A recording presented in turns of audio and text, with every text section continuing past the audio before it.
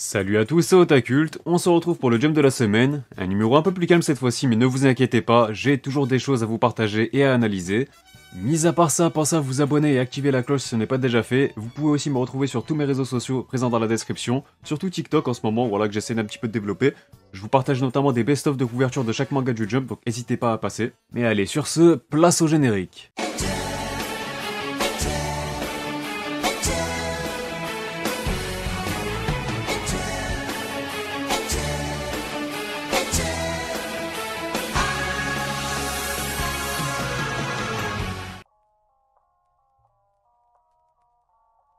Tout d'abord, commençons par la partie hors classement. Cette semaine, c'est comme prévu le Neketsu Black Clover qui fait la couverture du magazine. La série de Yuki Tabata célèbre surtout son 7ème anniversaire, il nous a bien évidemment réalisé un joli color spread pour l'occasion. Les autres pages couleurs reviennent quant à elles à la douce romance Blue Box afin de promouvoir la sortie de son 4ème volume. Dans un registre plus comique, Mien Roboko en profite également pour mettre en avant la sortie de son 7ème volume. Et enfin, on n'oublie pas de mentionner la petite illustration en couleur du one-shot Nuenchi. On enchaîne avec la catégorie dédiée aux dernières nouveautés qui intégreront le classement dès leur 8ème chapitre. C'est déjà la 5ème apparition du récent Akane Banashi, tandis que l'autre nouveauté, Earthchild, devra encore attendre 4 semaines pour rejoindre le classement. Et enfin du côté des absents, il y a une pause imprévue de Jujutsu Kaisen suite à une mauvaise condition physique de Gege Gutami, qui n'a donc pas pu finir son chapitre. Rassurez-vous, le manga reprendra dès la semaine prochaine, puis vous connaissez la suite, Hunter x Hunter est malheureusement encore et toujours porté disparu. On passe maintenant au classement qui est composé de 14 mangas, soit 2 de moins que la semaine passée tout de même. Et pour la première fois, nous retrouvons la nouvelle série Doron Dororon à la dernière place du classement. Ce nouveau Neketsu se trouve décidément dans une situation de plus en plus compliquée, puisque cela fait maintenant 3 semaines consécutives qu'il ne parvient pas à sortir de la zone rouge. Il est devancé par Ayashimon qui remonte de 2 positions, mais qui reste lui aussi ancré dans ce fameux trio de fin, et ce, pour la 4ème fois d'affilée le concernant. On va pouvoir revenir sur les ventes de son premier tome dans quelques instants, qui sont a priori loin d'être catastrophiques, mais malheureusement sa mauvaise dynamique dans le jump pourrait peser en sa défaveur malgré tout, un cas qui peut faire écho à celui du regretté Phantom Seer. On peut tout de même noter un petit changement dans le bas du tableau, puisque c'est Machol qui vient compléter le trio de fin après avoir cédé une petite place cette semaine, c'est la 2ème fois qu'il apparaît à ce niveau cette année, et c'est donc la comédie Protect Me Shogomaru qui parvient à échapper à la zone de danger après une belle remontée de 5 étages mine de rien. Quand je me dis qu'il y a un monde qui existe dans lequel c'est la seule nouveauté qui survit, c'est effrayant. Eh bien, Ayakashi Triangle rebondit aussitôt cette fois-ci suite à une belle progression de 3 unités qui lui permet de réintégrer le top 10. Pas grand chose à relever de plus, le Heishi du jump semble se contenter d'apparaître dans la 2ème partie du tableau. 9ème rang pour nos musiciens de P6 qui reculent encore de 2 places cette semaine, mais on peut surtout noter qu'ils se maintiennent encore dans le top 10 pour la 4ème fois consécutive. C'est donc un léger faux pas, mais je vous rassure tout de suite, puisque le manga profitera d'une nouvelle page couleur la semaine prochaine. On se rapproche du milieu de tableau où l'on peut constater que nos échelons de Mission Izakura Family conservent tout simplement leur 8ème place, une stabilité qui est clairement la bienvenue après sa contre-performance observée dans le jump numéro 13. L'une des belles opérations de la semaine revient malgré tout à The Lazy Samurai qui poursuit sa remontada avec une progression de 3 unités cette fois-ci. Une 7ème place bien plus correcte pour la série de Yusei Matsui qui figure donc pile poil au milieu du sommaire. On peut aussi relever qu'il s'agit là de son premier classement à un chiffre depuis le jump numéro 5 et 6 paru en janvier dernier. Retour réussi pour le rookie Witchwatch qui s'empare d'une belle 6ème place après avoir fait la couverture du précédent numéro. Mais au-delà de ça, cette bonne prestation lui permet aussi de mettre fin à une mauvaise série qui commençait à s'installer ces dernières semaines. On arrive au top 5 avec la comédie High School Family qui continue de surprendre son monde en se permettant encore ce genre de remontée de 4 unités, et si la blague commence à être longue pour certains, vous n'êtes pas au bout de vos surprises. En parlant de surprise, c'est la transition parfaite pour aborder le cas de Undead Unluck qui s'offre la remontada de la semaine. Bon, la série avait obtenu une page couleur la semaine passée, mais elle était juste 10ème avant ça.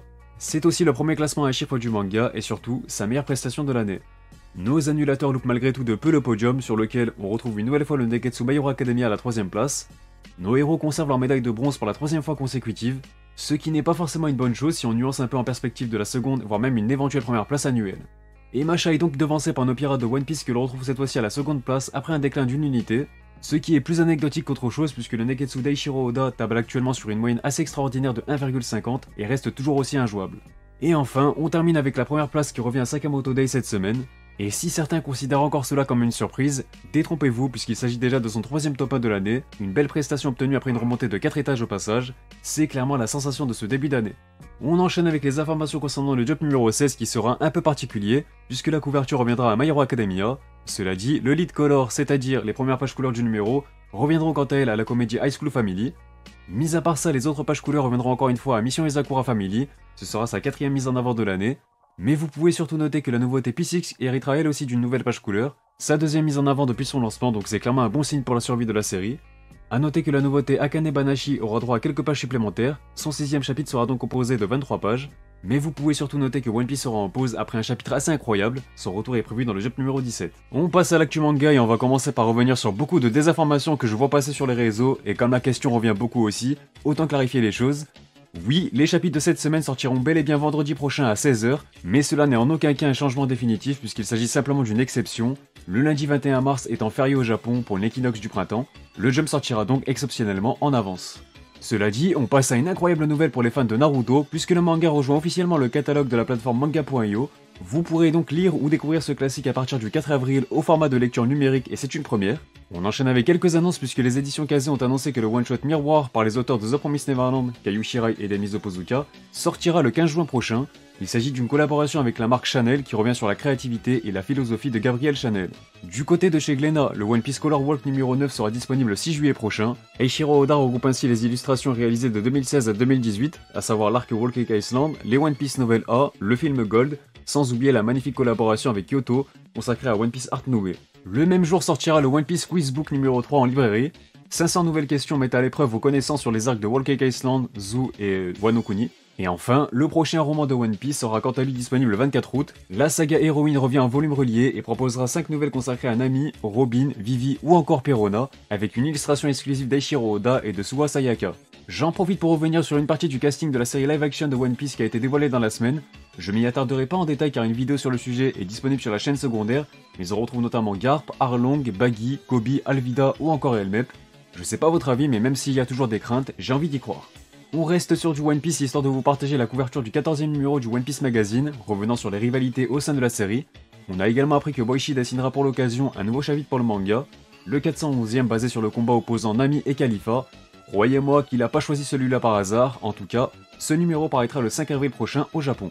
Comme vous le savez, cette semaine marque le 7e anniversaire de Black Clover, donc on a eu pas mal d'actualités sur la série, en commençant par ce petit teaser réalisé pour l'occasion. Un premier visuel du 32e volume du manga a aussi été dévoilé, il sortira le 4 avril prochain au Japon. D'autres projets sont prévus comme un nouveau sondage de popularité, les volumes disponibles gratuitement sur Jump+, mais on retiendra surtout que le film d'animation a été annoncé pour 2023, une sortie que l'on pourrait juger assez tardive je trouve. IQ nous offre un visuel de sa collaboration avec la V-League japonaise, mettant en lumière le fameux événement spécial All-Star qui aura lieu les 13 et 14 août prochains.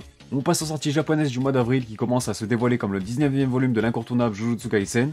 On a aussi le deuxième tome de la nouveauté P6 qui devra confirmer, et surtout un premier aperçu de la couverture du 102e tome de One Piece qui m'a l'air très surchargé. En France, vous pouvez désormais retrouver le one-shot Look Back en librairie chez Kazé, bien accompagné par le second tome de Badass Cop and Dolphin. Mauvaise nouvelle concernant l'actu animé, et je fais bien sûr référence au piratage dont la Toei Animation a été victime. Un parti tiers non autorisé a accédé à ces réseaux, ce qui a eu pour impact la suspension d'une partie de ces systèmes, alors que le studio mène toujours l'enquête pour voir d'où ça vient. Le programme de diffusion des séries One Piece et Dragon Quest La Quête de Dai a pris du retard en ce qui concerne le Jump.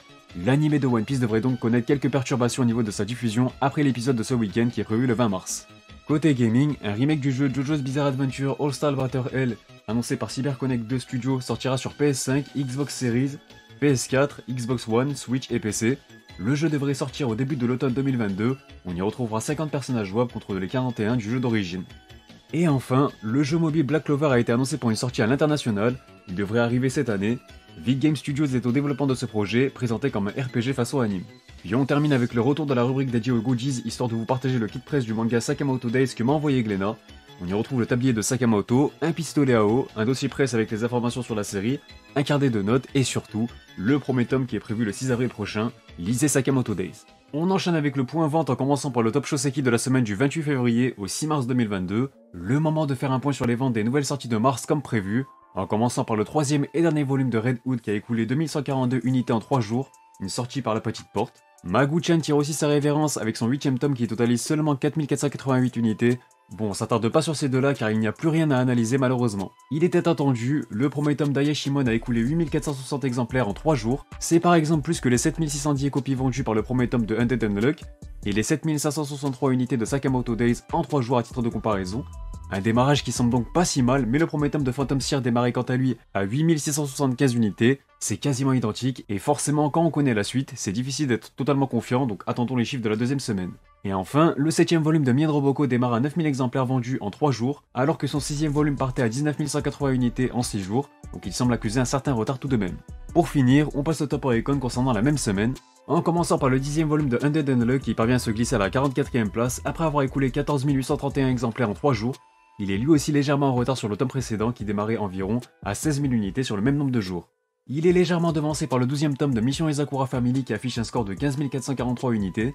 On va attendre la semaine prochaine pour une comparaison plus pertinente, mais sachez que son tome 11 démarrait à quasiment 28 000 exemplaires en 6 jours, il semble donc également en retard. Le volume 0 de Jujutsu Kaisen continue d'affoler les compteurs et se rapproche progressivement de la barre des 3 millions de copies vendues. Bien plus haut dans le top, on retrouve le tome 17 de la série à la 36e place, puisqu'il a ajouté 17 260 unités à son compteur, se rapprochant de son côté des 2,2 millions de ventes. Le 8e tome du Aichi Ayakashi Triangle entre en scène à la 28e place de ce top avec quasiment 25 000 copies vendues. Son 7e opus partait à près de 43 000 unités en 6 jours, donc même constat, il faudra attendre la semaine prochaine pour une analyse plus pertinente. 25e rang pour le 18e opus de Jujutsu Kaisen qui poursuit sa belle série et qui se rapproche des 1,9 millions d'unités et surtout lentement de la barre des 2 millions de copies vendues. Un cran au-dessus, on retrouve encore le 33e volume de My Hero Academia qui signe donc sa 5e présence en ajoutant encore quelques belles ventes à son compteur, avoisinant maintenant les 700K. Le démarrage du 6e tome de Sakamoto Days semble par contre assez bon, puisqu'il apparaît au 18e rang mais affiche déjà un score proche des 29 000 unités. Le tome 5 démarrait à 36 247 unités mais en 6 jours.